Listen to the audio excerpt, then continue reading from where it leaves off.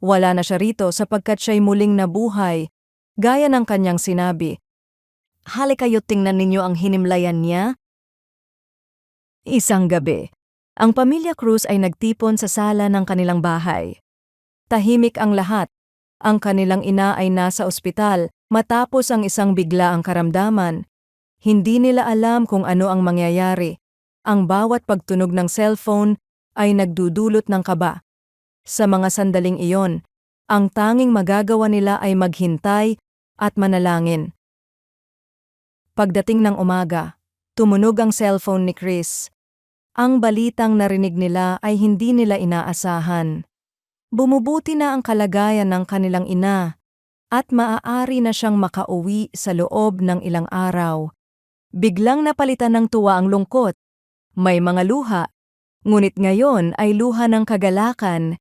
Ang bahay na puno ng kaba kagabi ay napuno ng pag-asa kinaumagahan. Maraming tao ang nakakaranas ng ganitong sandali.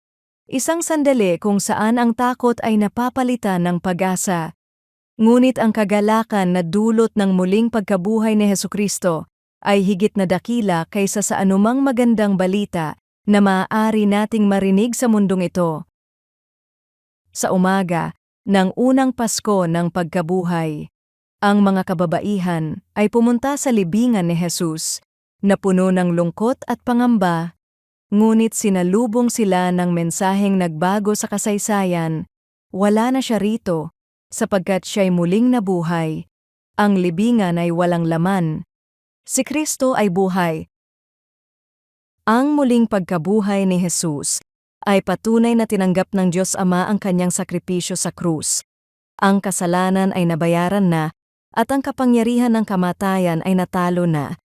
Dahil siya ay buhay, ang mga mananampalataya ay may buhay na pag-asa. Isang pag-asang hindi nakadepende sa sitwasyon ng buhay, kundi sa isang buhay na tagapagligtas. Kaya mamuhay tayo na may pag-asa at tapang. Kung tunay nating pinaniniwalaan na si Kristo ay buhay, makikita ito sa ating pang-araw-araw na pamumuhay. Sa gitna ng problema, may pagtitiwala tayo sa Diyos. Sa gitna ng takot, may lakas tayong magpatuloy. Sa ating mga salita at gawa, ipinapakita natin na si Kristo ang ating pag-asa. Sa simpleng kabutihan sa kapwa, sa pagpapatawad, sa pagtulong sa nangangailangan, at sa pagbabahagi ng Ebanghelyo, na ipapakita natin na tunay nating pinaniniwalaan na buhay ang ating Panginoon.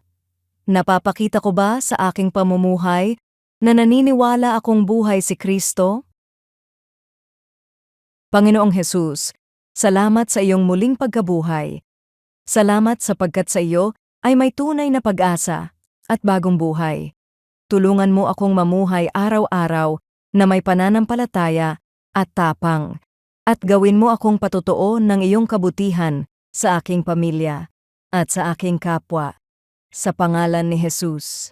Amen.